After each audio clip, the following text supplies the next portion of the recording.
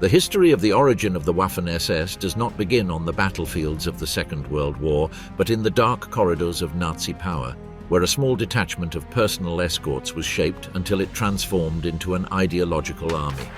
From ceremonial guards to combat soldiers, from executors of internal purges to protagonists of invasions, their evolution condensed the fusion of politics, fanaticism, and violence that defined the Third Reich. This account traces how they were born, grew, and became institutionalized until they turned into Hitler's parallel army. From personal guard to armed troop. The origin of the Waffen-SS cannot be understood without first observing the genesis of the Leibstandarte SS Adolf Hitler, that personal guard which in a few years would go from being a small ceremonial group to the first militarized unit of what would later become a parallel political army. This initial step, transforming an escort detachment into an armed force with operational functions, marked the beginning of the long struggle between the SS and the Wehrmacht and represented the materialization of Heinrich Himmler's project to have his own army, separate from traditional institutions, fanatically loyal to the Führer and to the National Socialist ideology. The remote antecedent of the Leibstandarte is found in the Stabswache that protected Hitler in the years of political struggle in Bavaria. After the failed Munich Putsch in 1923 and the dissolution of the NSDAP, that first guard was dissolved, but the model was imprinted in the mind of the National Socialist movement. For Hitler, the experience had been clear. He needed a small body, absolutely trustworthy, capable of guaranteeing his security and, more importantly, of projecting an image of disciplined power in contrast to the indiscipline of the Sturmabteilungen, SSA. When the party was refounded in 1925, this idea reappeared in the form of the Schutzstaffel SS, conceived in its origins as a select guard subordinated to the SA. However, the vision of Himmler, who assumed command in 1929, would quickly transform this marginal structure into an autonomous instrument, doctrinally differentiated. According to Wegener, from its first steps, the SS was conceived not only as a security organization, but as an ideological order destined to create a new type of political soldier. Hitler's rise to power in January of 1933 opened the opportunity to formalize a state personal guard. That same year, a small detachment known as SS Stabswache Berlin, under the command of Joseph Sepp Dietrich, was organized as Hitler's guard in the Chancellery. The unit was soon expanded and renamed Leibstandarte SS Adolf Hitler, LSSAH, taking the name and tradition of the personal guard of the old German monarchs. Weil notes that this process was not only a symbolic gesture, it represented Hitler's political decision to have a troop that depended exclusively on him and not on the Wehrmacht nor the SA. The Leibstandarte was provided with distinctive uniforms, swore personal loyalty to the Führer, and became an elite body, carefully selected. Its task combined ceremonial functions in Berlin with increasingly militarized training. The step from personal escort to armed unit was rapid.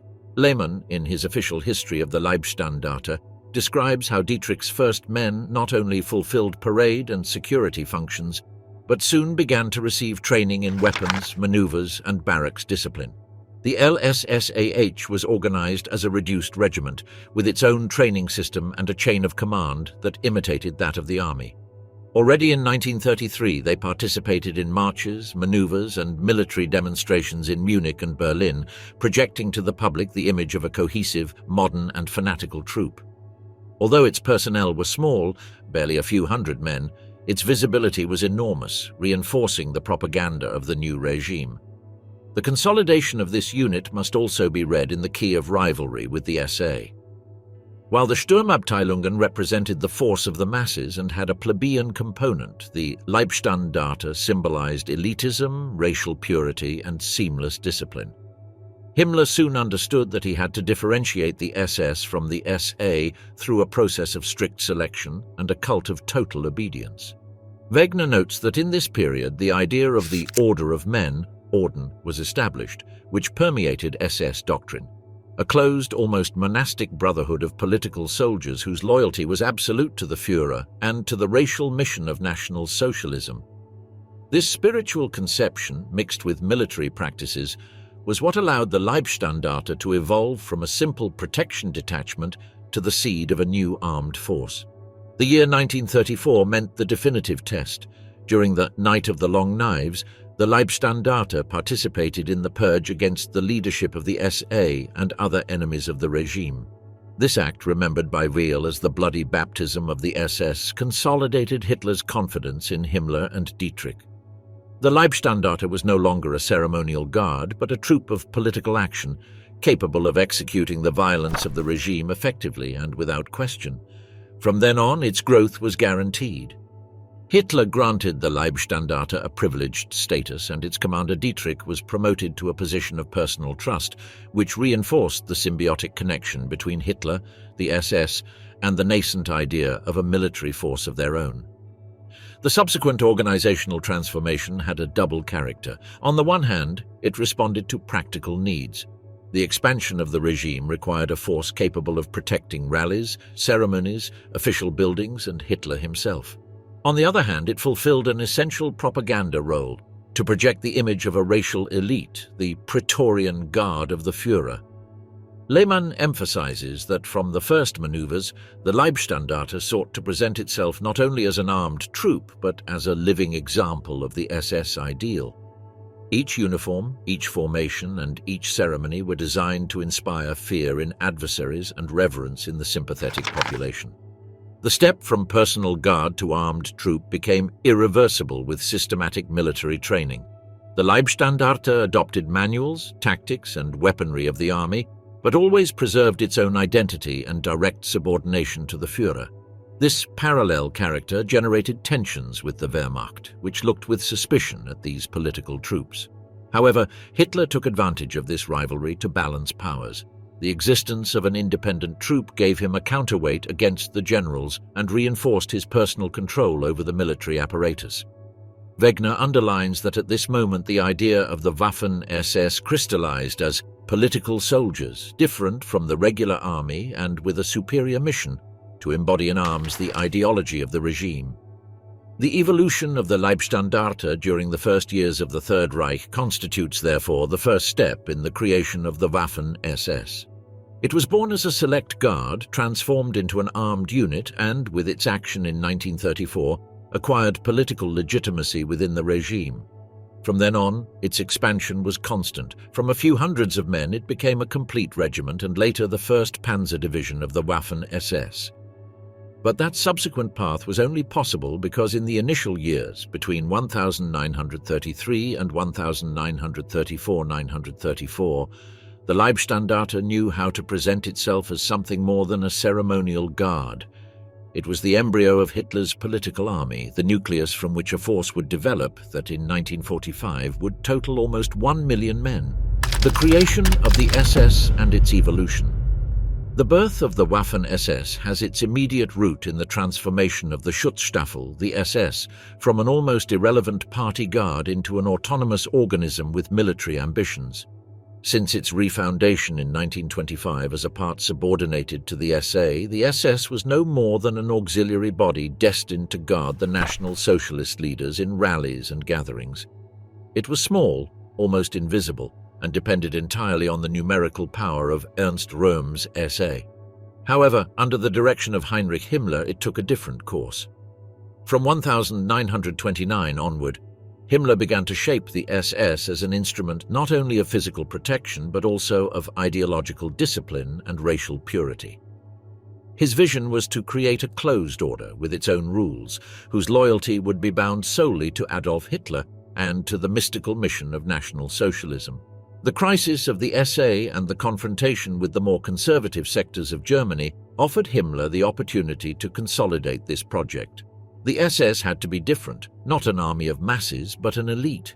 Weil explains that the SS became a political laboratory where an attempt was made to forge a new human type, a soldier who simultaneously embodied the racial ideal and the ideological commitment to the Führer. The selection tests became harsher, with a strong emphasis on genealogy, physical appearance, and unconditional adherence to the principles of the party. In barely 3 years, the SS went from being a despised appendage to an instrument with its own identity and with Hitler's direct trust. The decisive moment arrived in 1934, during the so-called Night of the Long Knives. The participation of the SS in the elimination of Röhm and the leadership of the SA consolidated its new status. While the SA was decapitated, the SS presented itself as the force that had saved the regime from a supposed conspiracy. Hitler rewarded Himmler by elevating the SS to an autonomous place within the state. Wegener notes that from this moment the link of subordination to the SA was definitively broken, and the SS was transformed into a political police order with its own power. It was not yet a formal military force, but the path toward that was opened. The subsequent evolution responded to a double impulse: Himmler's ambition and Hitler's need to have at his disposal an instrument of personal power. Lehmann describes how in the early years the Leibstandarte, the military nucleus of the SS, expanded its size and perfected its discipline.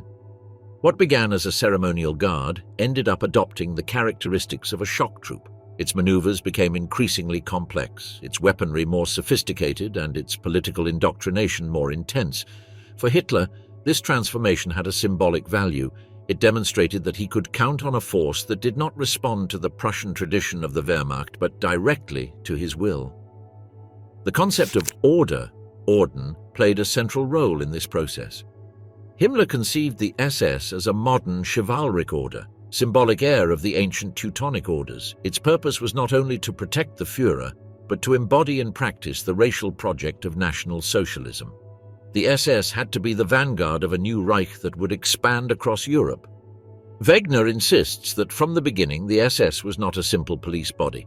It was a total organization, political, racial, and military at the same time, which aspired to create an alternative model to the regular army. The evolution toward an armed force was not an accident, but an objective inscribed in its nature since Himmler's very conception. The passage of the SS to the Waffen-SS must also be understood within the framework of rivalry with the Wehrmacht. The generals looked with disdain upon these political troops, whom they considered a threat to the German military tradition. However, Hitler encouraged that competition because it served to weaken the power of the army and balance forces within the regime. The SS expanded by creating militarized formations such as the SS Verfügungstruppe, SSVT, which would receive training similar to that of the army, though remaining under Himmler's direct control. This process, according to Weil, not only consolidated the SS as a military alternative, but also sowed the seeds of what a few years later would be the massive organization of the Waffen-SS. The evolution of the SS was not linear nor free of tensions. In its initial phase, many of its members came from civilian environments with little or no military experience.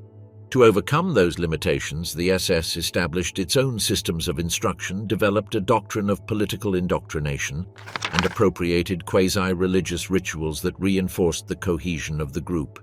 The idea of belonging to a closed order rather than to an army generated a particular identity. Lehmann highlights that in the Leibstandarte, a spirit of community was cultivated that went beyond the military. The men considered themselves bearers of a historical mission, which increased discipline and fanaticism. Wegener adds that this character of ideological order gave the SS a different legitimacy. Unlike the army, whose existence was justified in the state, the SS justified itself in the figure of the Führer and in the racial mission. This allowed it to expand into areas where the Wehrmacht could not intervene. Internal repression, control of the police, administration of concentration camps, and finally the creation of armed units at Hitler's direct service. In this way, the SS became simultaneously guard, police, and combat troop, a unique phenomenon in interwar Europe. The expansion of the SS during the 1930s also responded to Hitler's strategy of preparing the Reich for war. The Wehrmacht had to respect international treaties up to a certain point, but the SS could develop in parallel, under the justification that it was a party formation and not a state one. This allowed the creation of schools, training camps, and structures that escaped traditional military control. Weil recalls that by 1938, the SS had already consolidated several combat formations that would participate in the annexation of Austria and in the occupation of Czechoslovakia. Although they were not decisive forces, their mere presence demonstrated that Himmler's project had passed from theory to practice. The process culminated with the officialization of the armed SS as an autonomous component parallel to the army.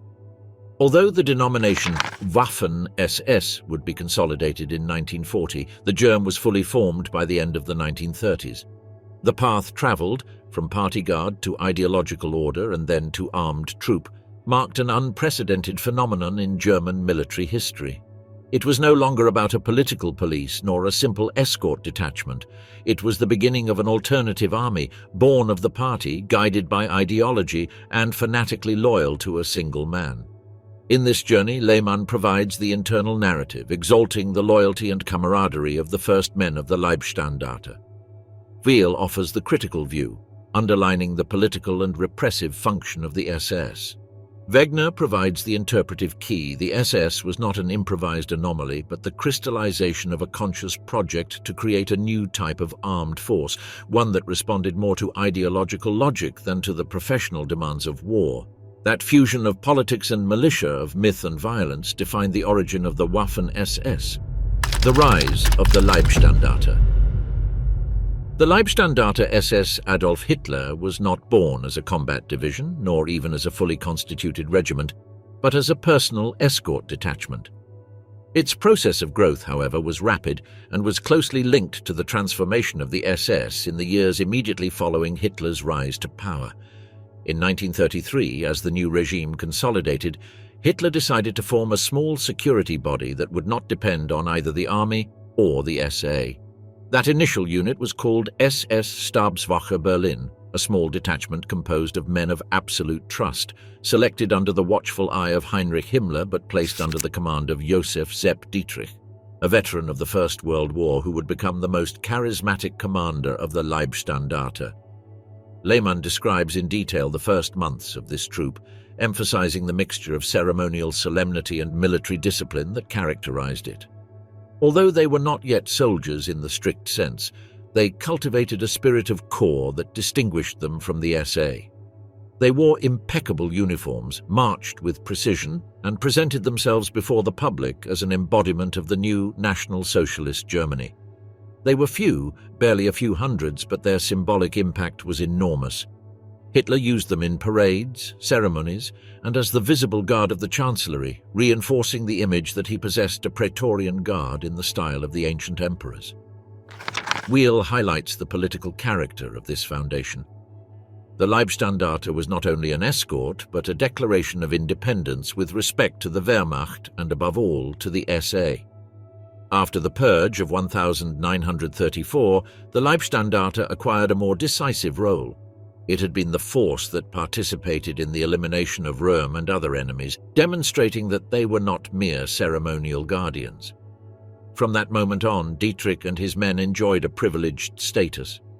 Hitler trusted them as he did no other troop, and that trust was translated into resources, privileges, and a path of expansion that no other formation of the party could equal. The growth of the Leibstandarte responded to several motivations. First, it was a propagandistic symbol. Hitler needed to show that his regime had a select guard, ideologically pure and fanatically loyal. Second, it served as a counterbalance to the traditional forces. The Wehrmacht remained the military power of the state, but the Leibstandarte embodied an alternative model directly subordinated to the Führer. Finally, it fulfilled a formative role. It was the nucleus from which an armed force of the SS could be built, an embryo of what would later be the Waffen-SS. Wegener explains that in the Leibstandarte, the practices of selection, indoctrination, and training were developed, which would later be applied on a large scale. The command of Dietrich was fundamental. Although he was not a brilliant strategist, nor an ideologue like Himmler, he possessed a military instinct and a personal closeness to Hitler that made him the ideal figure to lead this guard.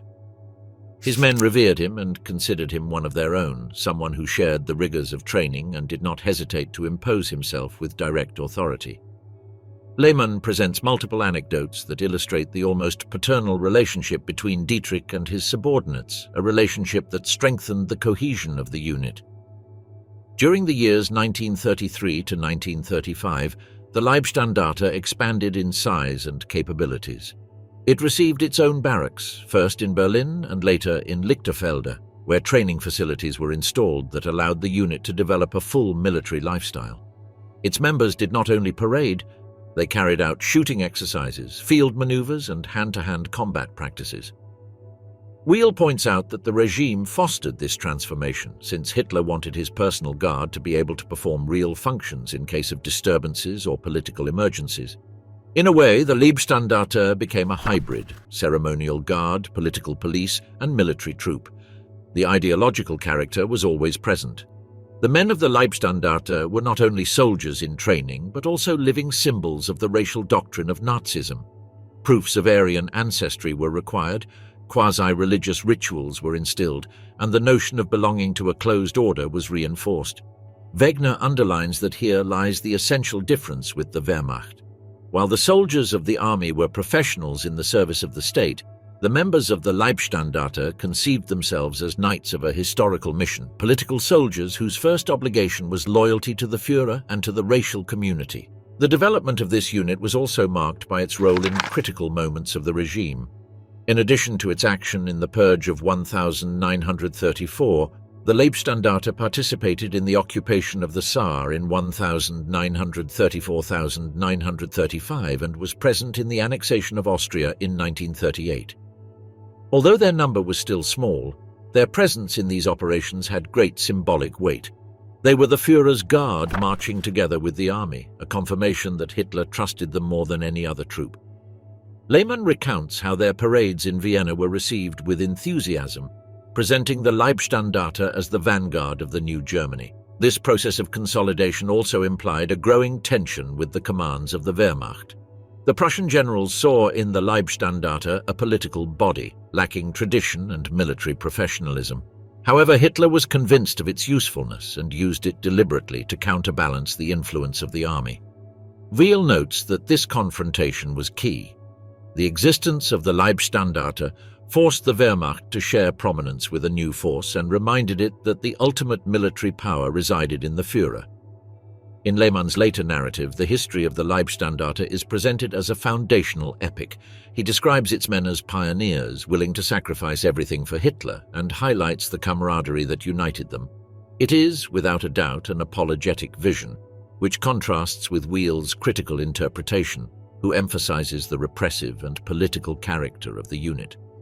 For Wegener, both visions complement each other insofar as they allow us to understand the essence of the Leibstandarte, a troop that was at once symbol and tool, ceremonial guard and embryo of a political army, propaganda apparatus and real combat force in formation.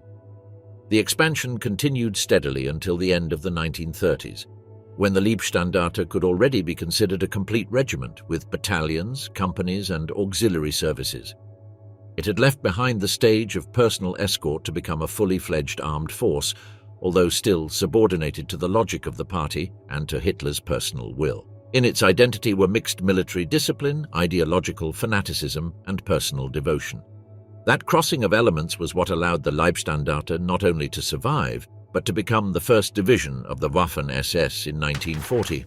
The rise of the Leibstandarte represents therefore a decisive moment in the evolution of the SS. It was not simply a matter of an expansion of functions, but a qualitative change, the creation of a troop that embodied in arms Hitler's political project.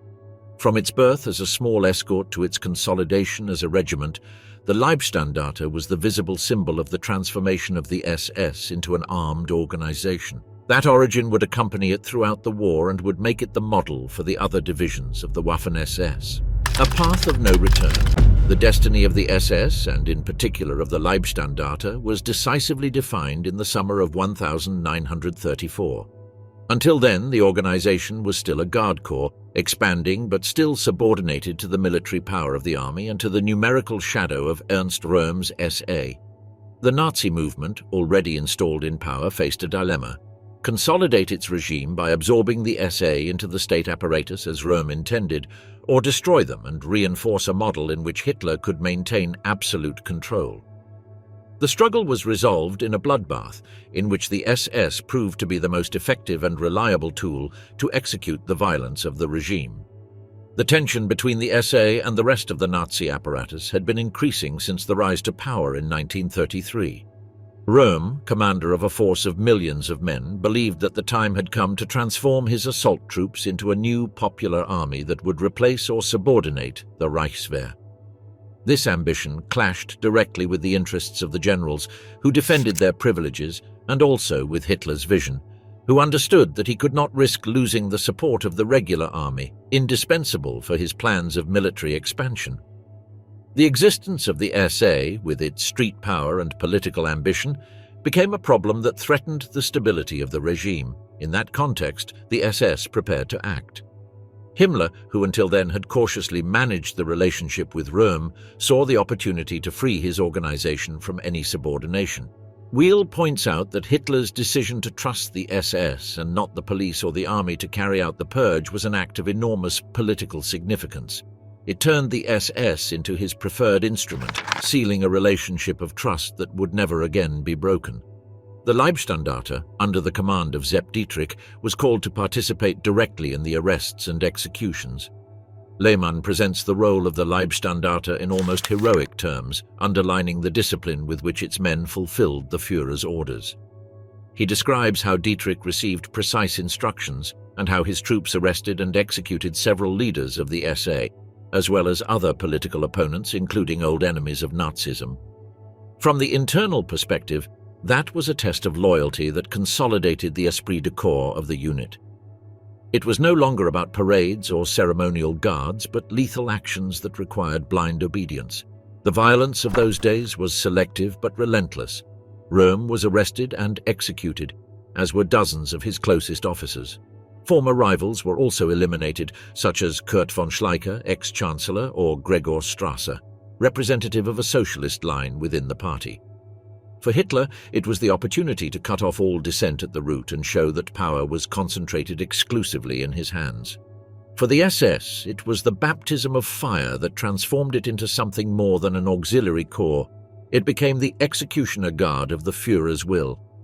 Wegener interprets this episode as the definitive turning point in the evolution of the SS toward an armed and independent organization.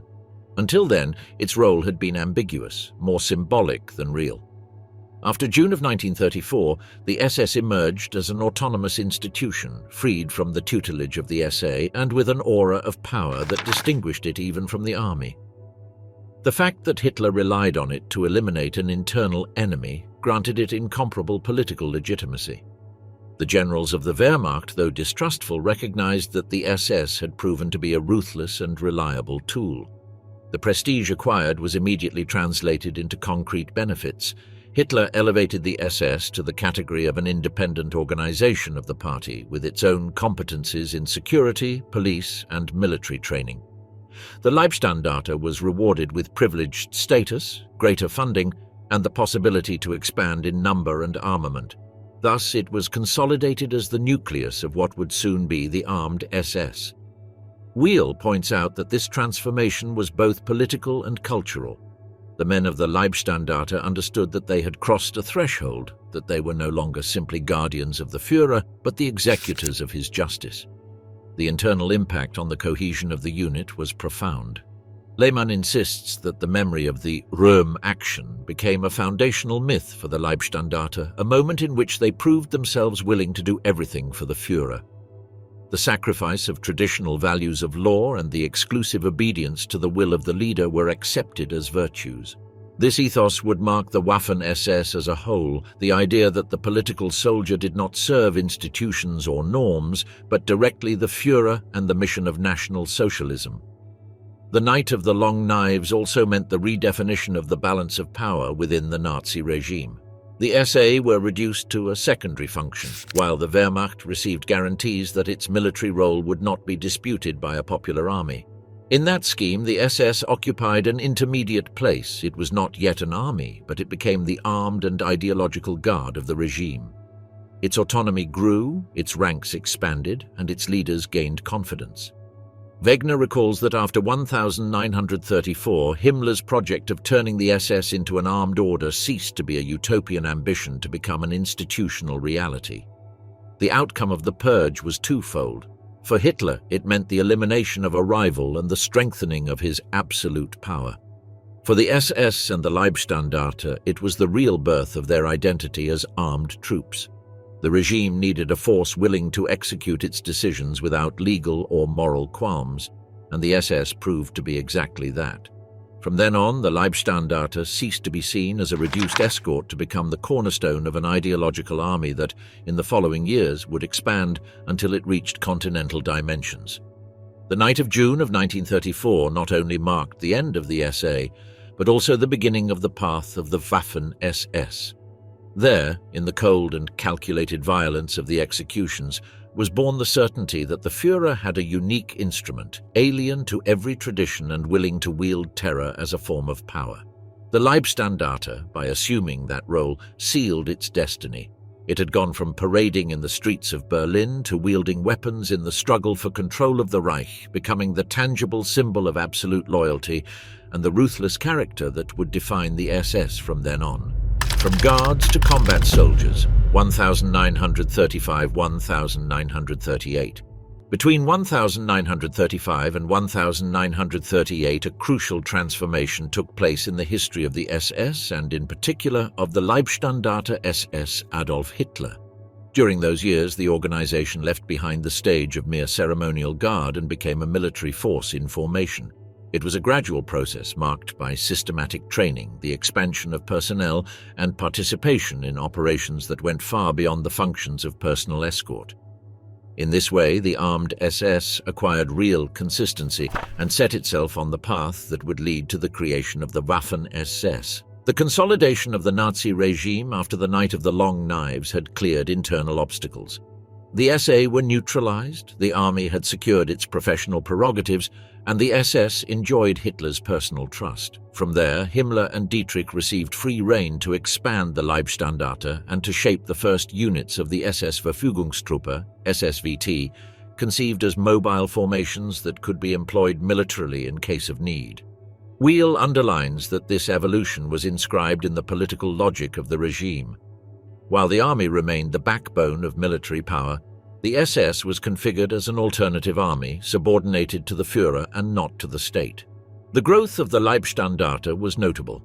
Lehmann describes how the unit moved to new barracks in Berlin-Lichterfelde, with facilities suitable for intensive training. There, the men spent long days in military instruction, infantry exercises, forced marches, shooting with automatic weapons, and barracks discipline. The ceremonial aspect remained, but now subordinated to warlike preparation. Dietrich imposed a strict regime, convinced that his men had to be ready to fight like any regiment of the army. The Leibstandarte was gradually organized with regular structure, companies, battalions, and support units. The step from guard to troop was already irreversible. Wegener explains that the SSVT and the Leibstandarte shared the same logic, to become the embryo of an ideological army. Training was not limited to weapons, but included intense political and racial instruction. Each day combined military training with indoctrination sessions in which the men were inculcated with the mission of being political soldiers, bearers of the National Socialist vision. This mixture of military discipline and ideological fanaticism was the distinctive characteristic in contrast to the Wehrmacht. While the professional army responded to the state, the SS responded directly to the Führer and to the racial mission of the Reich. The transformation was evidenced in 1935 when the Leibstandarte participated in the occupation of the Saar, a plebiscite supervised by the League of Nations that returned the region to Germany. Although the operation was peaceful, the presence of the Leibstandarte alongside the army troops was a powerful symbol. Hitler's personal guard deployed as a real occupation force, uniformed and armed. Lehmann narrates in detail the enthusiasm with which they were received, underlining the pride of the men who felt that they had gone from being escorts to soldiers of a historical mission. In the following years, the Leibstandarte continued expanding its capacities. Weil recalls that the SS took advantage of every occasion to show its combat readiness.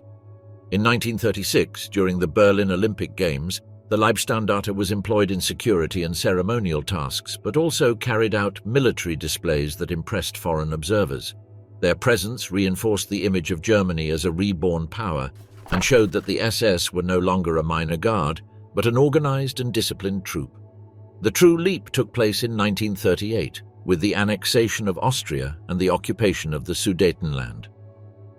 The Leibstandarte marched alongside the units of the Wehrmacht in the triumphant entry into Vienna. According to Lehmann, the parades of the Leibstandarte were received with ovations, presenting them as heralds of the new Reich. On this occasion there was no longer any doubt. It was a combat regiment with weapons, vehicles, and a structure comparable to any infantry unit of the army. Participation in these operations served as both political and military baptism. Wheel highlights that Hitler was convinced of the usefulness of his personal guard as an armed force, since it provided him with a counterweight against the army and a rapid action instrument in sensitive situations. The militarization process also implied growing friction with the Wehrmacht. The Prussian generals looked with disdain at these political troops, convinced that they lacked the professionalism and tradition of the army. But Hitler encouraged that rivalry. The existence of a parallel body ensured that he did not depend exclusively on the military to maintain his power. Wegener points out that this scheme responded to the logic of totalitarian control, dividing institutions and creating overlapping organisms that responded directly to the Führer. In this framework, the SS consolidated itself as a military alternative, not so much because of its still limited number, but because of its unconditional loyalty and ideological character. Intensive training continued shaping the men of the Leibstandarte. Lehmann describes how an absolute spirit of camaraderie was instilled, reinforced by barracks life and extreme physical demands. Recruits were subjected to constant tests of endurance and discipline, while at the same time they were reminded that they were not common soldiers, but the racial elite of the Reich. They were expected to represent in every gesture and in every action the purity of National Socialism. Wheel underlines that this exclusive identity had a cost: contempt toward regular soldiers and the conviction of being above the traditional rules of war. It was the germ of the brutal behavior that the Waffen-SS would later display in the conflict. The transition from guard to combat soldiers was completed on the threshold of the war. By 1938, the Leibstandarte was already fully structured as a regiment, with several companies and a consolidated command system. Its men not only paraded before Hitler, but could march, maneuver, and deploy as a trained infantry unit. Wegener maintains that this was the moment when the idea of the Waffen-SS became irreversible. The Leibstandarte had demonstrated that it was possible to transform a political guard into a military regiment, and from that model, the other armed formations of the SS would expand. Thus, between 1935 and 1938, the Leibstandarte went from being an elite guard to a potential combat troop. It was a process of accelerated transformation in which propaganda, ideology, and military discipline were combined. Participation in operations such as the Saar, Austria, and the Sudetenland reinforced its legitimacy before Hitler and showed the world that the SS was no longer a simple ceremonial body. It was, in essence, the germ of an alternative army, fanatical and loyal, destined to play a decisive role in the coming war. The personal guard had become combat soldiers, and with them was born the palpable reality of the Waffen-SS. The SS and their rivalry with the Wehrmacht.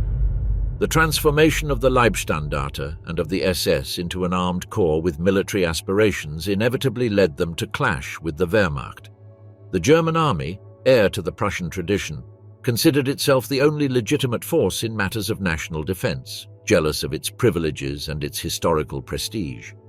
The appearance of political troops, subordinated to the Führer and with a militant ideology, aroused mistrust, contempt, and at the same time the certainty that an uncomfortable competitor was being formed. Between 1935 and 1939, that rivalry increased, marked by competition for resources, the struggle for recognition, and the doctrinal friction between military professionalism and political fanaticism. The first cause of tension was the question of legitimacy. For the army generals, the SS were an improvised body without tradition or professionalism, an instrument of the party that could not be compared with the Reichswehr and later with the Wehrmacht. Wheel recalls that the Prussian officer corps looked down on these political soldiers, convinced that they lacked the training and discipline necessary for real war. In their opinion, the SS could serve as Hitler's guards or as police, but never as a serious combat force. That initial perception marked the relationship, a permanent mistrust mixed with the conviction that sooner or later Hitler would have to choose between his traditional army or these new fanatical troops. However, Hitler played a subtler game. For him, the SS were a necessary counterweight against the Wehrmacht. The memory of the First World War, the defeat of 1918, and the mistrust toward the Prussian officers led him always to keep a reserve. He could not depend solely on an army that, although powerful, did not offer him absolute guarantees of personal loyalty. Himmler understood this logic and exploited it to the maximum. The SS should not replace the army, at least not immediately, but offer Hitler a parallel instrument, a troop willing to obey without questioning, an ideological army whose commitment was not to the state, but to the Führer. Wegener argues that this was the essence of the rivalry. It was not only a matter of competition for resources, but of two models of soldier that represented opposing worlds. Lehmann offers the internal perspective from the Leibstandarte. Its men felt the contempt of the army officers, but countered it with their own pride. For them, the black uniform, the oath to the Führer, and belonging to a select order were symbols of superiority. They did not need ancient traditions nor military academies. They were the embodiment of the new Reich. That contrast, far from weakening them, reinforced their identity. They conceived themselves as political soldiers destined to surpass the traditional army. Lehmann narrates how camaraderie and esprit de corps were strengthened in opposition to the regular military, whom they accused of being aristocratic, distant, and little committed to the racial mission. The friction also manifested itself in practice. When the Leibstandarte participated in joint maneuvers with the army, criticism was frequent. The generals pointed out tactical errors, lack of experience, and excessive theatricality. But at the same time, they were impressed by the discipline, enthusiasm, and capacity for sacrifice shown by the men of the SAS. Weil emphasizes that, although their tactics were often rudimentary, their fanaticism and their will to fight to the limit compensated for those shortcomings. It was evident that with time and proper training they could become effective combat troops. That potential generated unease in the army, which saw how an ideological rival was gradually transforming into a military rival. The question of resources was another point of friction. Each expansion of the SS required weapons, vehicles, and budget that, in theory, should have been allocated to the army. The generals pressured to limit Himmler's influence and keep the SS under control, but Hitler often intervened to favor his personal guard. Wegener explains that this policy of duplication, two armed bodies competing for resources, was typical of totalitarian regimes. It fostered internal competition and guaranteed the leader the final word. The SS, although smaller, benefited from Hitler's personal favor, and that was enough to challenge the army on its own ground. The rivalry also had a doctrinal background. For the Wehrmacht, the soldier had to be a professional, trained in obedience and in military tradition. For the SS, on the other hand, the soldier was a political fighter, a bearer of racial ideology, willing to sacrifice everything for the Führer. Weil stresses that this difference translated into concrete attitudes. The men of the SS despised conventions, showed themselves more brutal with enemies, and cultivated a radical camaraderie that distanced them from the aristocratic style of the army. In the military academies, this vision was seen as dangerous and alien to the art of war, but for Hitler it was precisely what he sought. Soldiers capable of carrying out his most extreme orders without doubts or scruples. The clash reached a visible point in 1938, during the annexation of Austria and the occupation of the Sudetenland. The participation of the Leibstandarte and of the SSVT in these operations made evident that they were no longer mere guards, but troops capable of deploying in real military operations. Lehmann proudly narrates the entry into Vienna, the triumphant parades, and the popular reception. For the army, however, that was an intrusion. The glory of the Anschluss should have belonged to them, not to a party troop. Wegener interprets this episode as a demonstration of the new balance of forces. Hitler had decided that his personal guard should share the stage with the army, even if it could not yet replace it. The rivalry with the Wehrmacht also expressed itself in the struggle for official recognition. For years, the generals insisted that the SS should not be considered part of the armed forces. Himmler and Dietrich, on the contrary, claimed the right that their men be treated as full-fledged soldiers. Weil points out that this debate continued until the outbreak of the war, when the reality of combat would demonstrate the capacity of the SS units and force their recognition under the denomination of Waffen-SS. But in the second half of the 1930s, the tension was constant. The generals resisted accepting that a political body could aspire to a status equivalent to theirs. Hostility, however, did not prevent certain points of contact. The army needed men, and the SS offered fanatical and disciplined volunteers. In some cases, the officers agreed to collaborate, especially in training, but always with the intention of keeping the SS under supervision. For Himmler, these collaborations were an opportunity to learn and improve his troops, while at the same time consolidating his autonomy. Lehmann shows how the men of the Leibstandarte felt proud when they could match the performance of regular units, convinced that they were proving their worth in the face of the military's contempt. In sum, the rivalry between the SS and the Wehrmacht in the years before the war was not a simple conflict of egos, but the manifestation of two opposing conceptions of military power in the Third Reich. The army represented tradition, professionalism, and obedience to the state. The SS embodied ideological modernity, political fanaticism, and exclusive loyalty to the Führer. Hitler encouraged that competition, conscious that his power was strengthened when neither of the two bodies could dominate the other. Wegener concludes that by 1939, the SS had achieved the unthinkable, transforming its rivalry with the Wehrmacht into a lever for growth, securing its place as a recognized, though still disputed, armed force within the Reich's apparatus. The rivalry had not ended, but the seed had been sown. With the war, the SS would have the opportunity to demonstrate on the battlefield what it had proclaimed in rhetoric, that it was more than a party guard, that it was a political army willing to fight and die for the Führer. And although the contempt of the generals would continue, they could no longer ignore that the SS had become real competitors in the German military arena.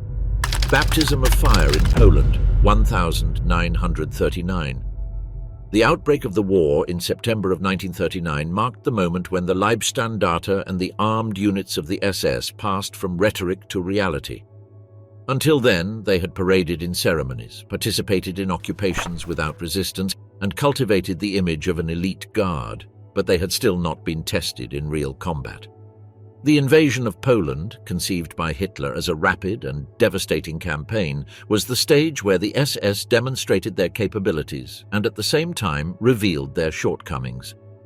It was there that they received the baptism of fire that sealed their fate as part of the fighting forces of the Third Reich, and where they began to acquire the reputation, both feared and hated, that would accompany them throughout the war.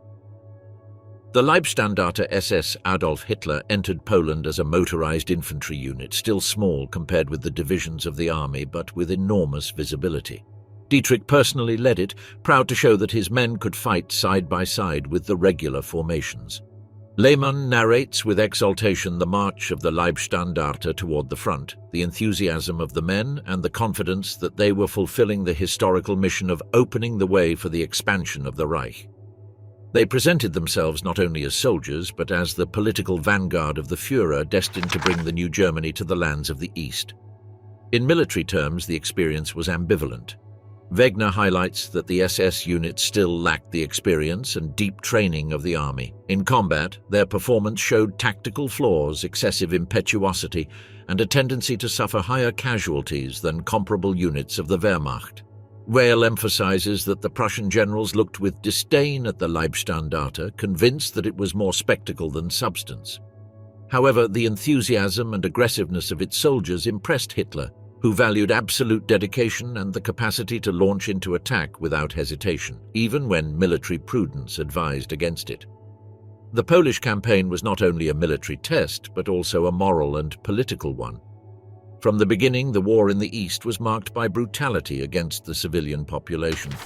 The SS, imbued with racial ideology, assumed an active role in repression. The Leibstandarte and other SS units participated in summary executions of prisoners and in actions against villages suspected of harboring partisans. Lehmann, in his apologetic account, omits or justifies many of these episodes, presenting them as security measures. Weil, on the other hand, highlights them as evidence that the SS was not only a parallel army, but also an instrument of terror.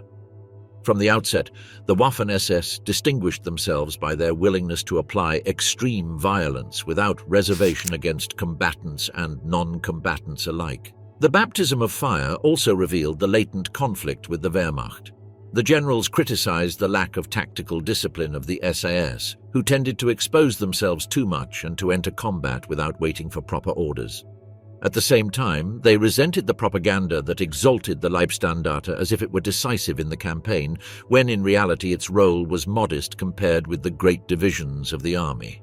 Wegener recalls that this tension translated into critical reports, in which the military competence of the SS was questioned, and it was warned that their presence on the battlefield was more political than necessary, but Hitler's perception was different.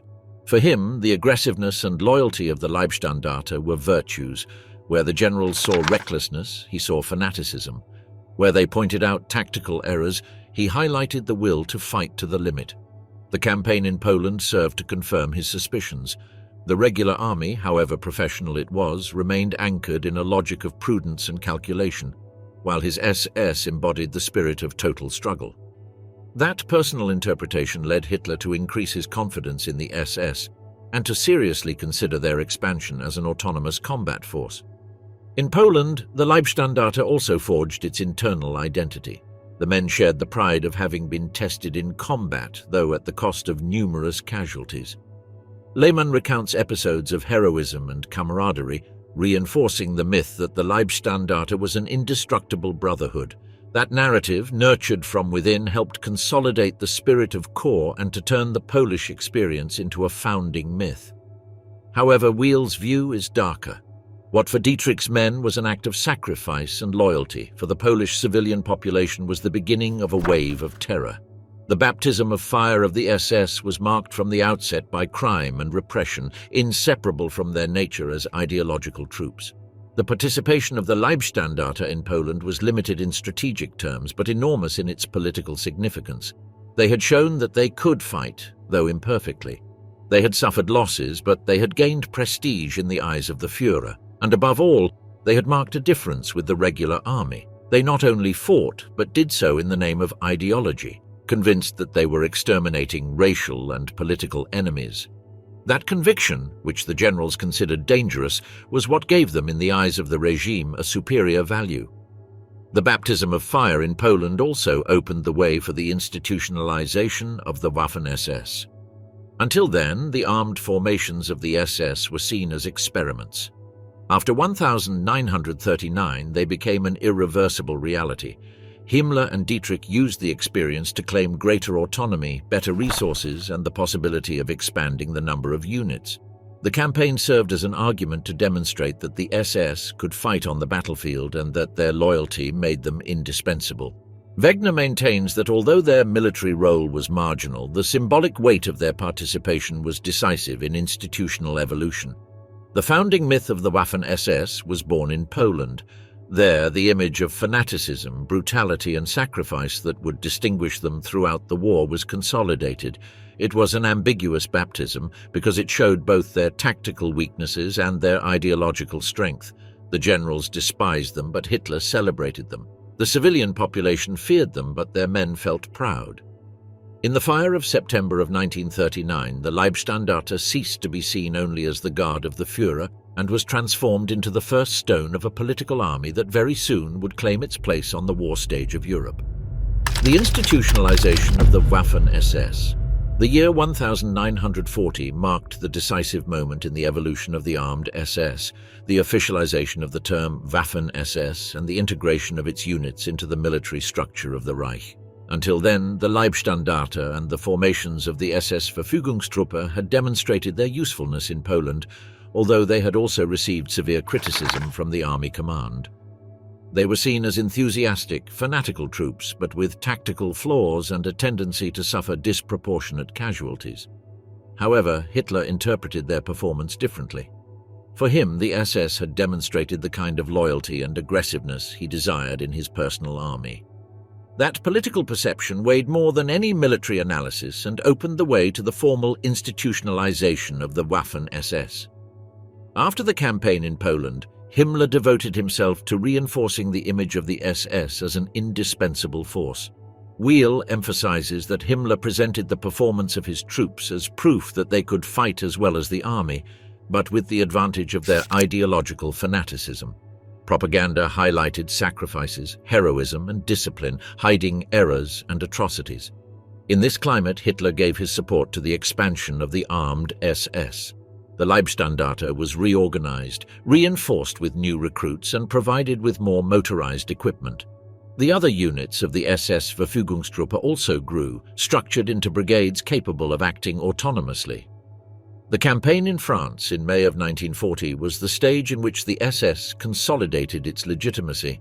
The Leibstandarte and divisions such as the Totenkopf participated in the operations, facing once again the army's criticism for their inexperience and brutality, but also gaining renown in propaganda. Lehmann proudly describes the advance of the Leibstandarte through Belgium and northern France, recounting episodes of hard fighting and sacrifices that, according to him, proved that his men were up to the task. However, Weil recalls that the Totenkopf was involved in massacres of British and French prisoners, a foretaste of the criminal role that would accompany the Waffen-SS throughout the war. For the generals of the Wehrmacht, these actions were both a display of barbarity and a source of political tensions. But for Hitler and Himmler, they confirmed that the SS were willing to carry the struggle to its ultimate consequences. The success in France reinforced the idea that the SS could be recognized as part of the overall military effort. Wegener explains that at this moment the official designation Waffen-SS was consolidated, serving to differentiate the combat formations from the other branches of the SS, such as the Allgemeine SS or the SS Totenkopfverbände in charge of the concentration camps. The term not only gave its own identity to the armed units, but also legitimized them before the army and allowed them to claim a status equivalent to that of the regular forces. It was a political triumph for Himmler, who had managed to turn what began as a ceremonial guard into a parallel army officially recognized. The institutionalization of the Waffen-SS also meant a change in the scale of recruitment and training. Until then, selection had been extremely strict, centered on racial and political criteria. With the expansion of 1940, the door was open to a much larger number of volunteers, always under the premise of ideological purity, but with more flexible standards. Lehmann maintains that this process allowed the Leibstandarte to transform into a large-scale division, equipped with heavy weaponry and capable of acting like any armored unit of the Wehrmacht. The transition from personal guard to combat division was complete. The rivalry with the army did not disappear, but it changed in tone. Weil points out that the generals could no longer deny the existence of the Waffen-SS as a recognized combat force. They continued to distrust their professionalism and criticized their excesses, but Hitler's support placed them on a plane of political equality. In practice, they were forced to accept them on the battlefield, though with reservations. Wegener interprets this process as a victory of Himmler and Hitler over the Prussian tradition. The creation of an ideological army within the Reich, legalized and expanded, that coexisted with the regular army but responded only to the Führer. The role of propaganda was decisive in this institutionalization. The Waffen-SS were presented as the elite of the Reich, the political soldiers who embodied the union between ideology and the force of arms. Films, newsreels, and photographs showed their men as young, athletic, disciplined, and fanatical. The black uniform, the banners, and the rituals reinforced this image of chivalric order. Lehmann, in his work, contributed to that narrative by exalting loyalty, sacrifice, and camaraderie. Weil, on the other hand, underlines how this propagandistic construction concealed the brutality of their actions and the true criminal nature that developed in parallel, especially with the Totenkopf and other units. The creation of the Waffen-SS in 1940 meant the crystallization of an idea that Himmler had cherished for years, to have his own army parallel to that of the state, loyal only to Hitler and to the racial mission of Nazism. It was no longer only the Leibstandarte as a personal guard, but a set of divisions that would rapidly expand as the war progressed. Wegener insists that this institutional step was decisive because it gave them a legal and political framework to grow. Without it, the SS would have remained a ceremonial guard. With it, they became an alternative army in full expansion. The impact on international perception was also significant. The Allies began to notice that in addition to the Wehrmacht, there was a new armed force in Germany directly linked to the Nazi Party. The reputation for brutality and fanaticism that they had shown in Poland and France accompanied this image, reinforcing the idea that the Waffen-SS were the most radical embodiment of Nazism in arms. This reputation, paradoxically, gave them an aura of fearfulness that fed German propaganda. The institutionalization of the Waffen-SS in 1940 thus represented a point of no return. From then on, their expansion would be unstoppable. From a few divisions, they would grow to dozens in the following years, incorporating volunteers from all over Europe and becoming a multinational force at the service of the Reich.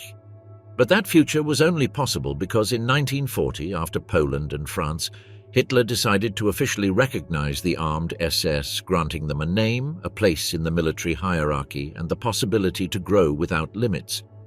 What had begun as the Führer's personal guard was transformed into an ideological army with institutional status, thus sealing the definitive birth of the Waffen-SS. The history of the origin of the Waffen-SS, from their first steps as Hitler's personal guard to their official recognition in 1940, reflects the path of an organization forged at the intersection of politics, ideology, and military power. It was not a spontaneous development, but a process carefully shaped by the will of the Führer and Himmler's ambition, supported by men such as Sepp Dietrich, who embodied on the ground the transition from ceremonial escorts to combat soldiers. It all began with a small group of men selected for their absolute loyalty. The Leibstandarte was born as a symbol of power, as a Praetorian guard of a leader who needed to project strength and discipline in the face of the political instability of Germany in the early 1930s.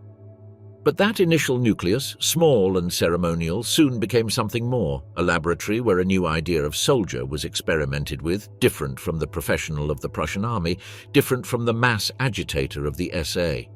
It was the political soldier, molded by racial ideology, educated in unconditional obedience and convinced that his mission was to bring the new Germany to the world. The Night of the Long Knives was the turning point. There, the SS presented itself as the executioner arm of the regime, demonstrating that it was not limited to guarding ceremonies, but could exercise lethal violence in the name of the Führer. That founding act granted the SS a symbolic and political power that no other party formation could equal. From then on, the Leibstandarte and the units of the SS Verfügungstruppe received more resources, more men, and their own space to develop. The rivalry with the Wehrmacht, although constant, was the engine of their growth. Each criticism of the army was used by Himmler to present himself to Hitler as the trustworthy alternative, free of the Prussian tradition and loyal only to the leader. The passage from guards to combat soldiers took place in maneuvers, in the occupation of the Saar in Austria and in the Sudetenland. There the men of the Leibstandarte marched alongside the army, but aware of being something different, something superior in their own vision. Their training combined military rigor with political indoctrination, reinforcing the conviction of belonging to an order rather than a conventional unit. Each parade, each ceremony, each operation reinforced the image that they were the vanguard of a new Reich. The war in Poland in 1939 was their baptism of fire. There, with all their tactical limitations, they showed the fanaticism and brutality that would characterize them. The Wehrmacht looked at them with contempt, but Hitler celebrated them as the embodiment of the fighting spirit he sought. It was in Poland where the armed SS showed that they could fight, although at a high price, and where they began to forge the feared reputation that would accompany them thereafter, aggressive, relentless, and willing to apply terror as part of strategy. The year 1940 sealed the process. After France, the term Waffen-SS was made official and the armed units of the SS were formally integrated into the military apparatus of the Reich. It was Himmler's victory, who had dreamed of his own army.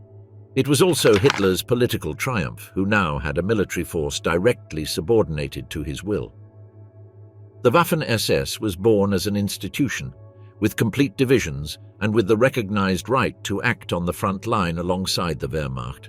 The journey of barely 7 years, from 1933 to 1940, shows an unprecedented transformation. What had begun as a guard detachment became an ideological army of continental scope. In that trajectory lie all the keys: the myth of absolute loyalty, the propagandistic construction of a racial elite, the rivalry with the army, political fanaticism, and brutality in combat. The Waffen-SS was not a simple military body, but the crystallization of a political project that sought to fuse ideology with weapons. That origin explains their destiny, because the same logic that led them to be born as the Führer's guardians and to become a political army was the one that dragged them to commit war crimes, to carry a reputation stained by violence, and to become synonymous with Nazi fanaticism. The birth of the Waffen-SS was not the creation of a conventional force, but the establishment of a parallel army, direct child of ideology and the ambition of absolute power. That dark legacy, forged between 1933 and 1940, marked the path they would follow during the war until their final dissolution in 1945.